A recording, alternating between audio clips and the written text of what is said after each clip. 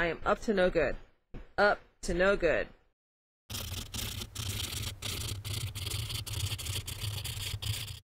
It is 2:42 a.m. the 9th of September. And I'm going to do something I do once in a super great while, and I realize it's been a while. And I've been researching the whole Saturn God situation. And was watching a lecture by David Icke yesterday, and I saw some other stuff, and I'm like, you know what? I'm gonna try to remote view, i.e., or astral travel, whichever one I achieve, to Saturn.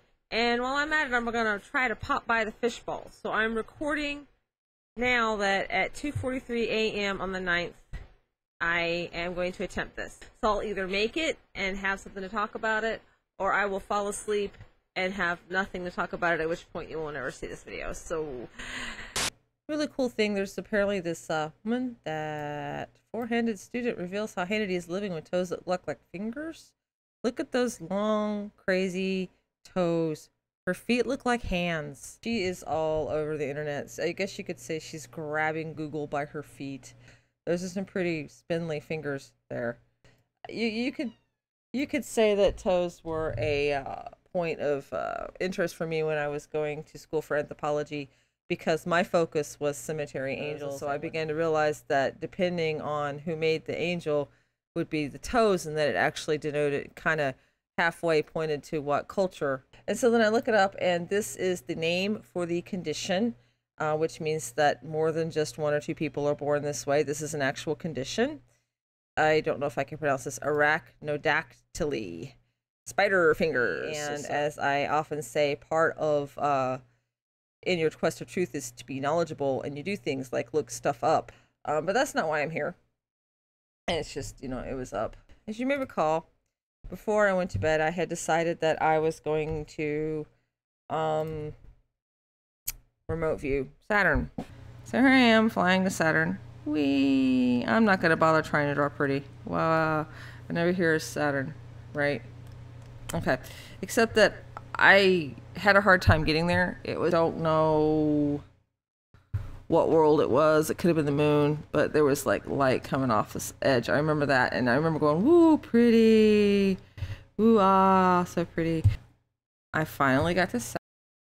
I actually could see a color. It was kind of something like that. And all I saw was this. I kind of could see that there was big, which I have a hard time seeing because I'm out of practice anyway, but this is pretty much what I got. Actually, a little bit, but I will even make this even more like how I got. That's what it was like. Yeah, lots of noise. But I'm here, so I decided I'm going to do this. So I'm basically, this is the path I took as I basically swim around. I remember David Icke's theory about how this is, you know, the basis. It's putting out sounds to keep us in the matrix. And so I implanted some thoughts into the rings. They weren't like world peace or anything. Those are thoughts that would take a lot more than me. It was just kind of like a little experiment. Then I decided I'm going to go to the fishbowl, which I haven't consciously been there in a while. So tears, tears, tears, seats, seats, seats. Oh, this is seats. Okay, seats. Okay, you know, seats. Hi, I'm here. I guess maybe it's a courtesy. Maybe it's because it's just where I'm used to, but that's where I decided to go first. And so I go there, and then I'm like, I'm just going to look around and see what's going on.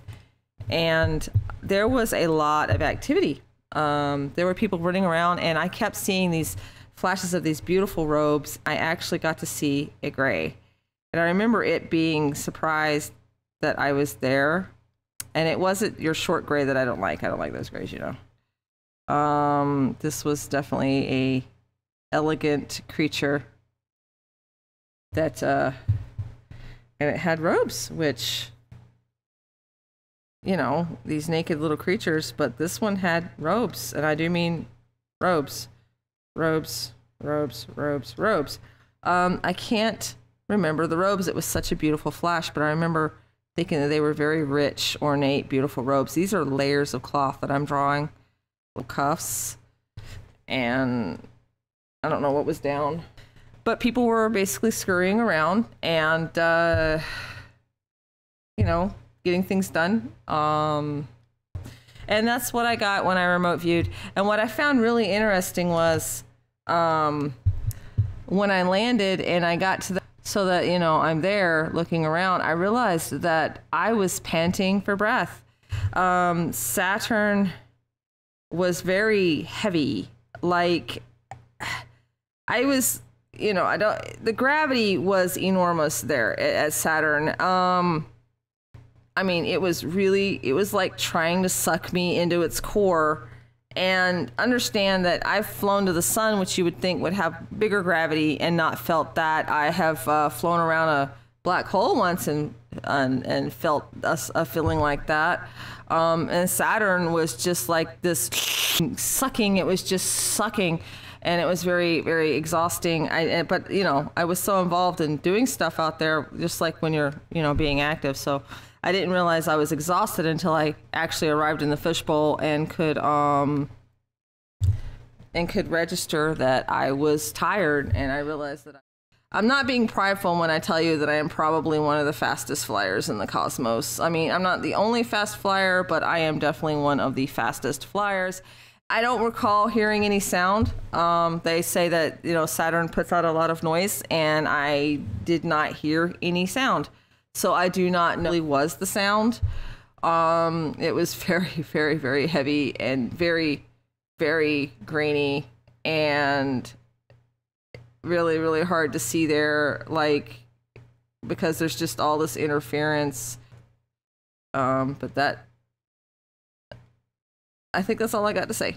So I guess I will end this.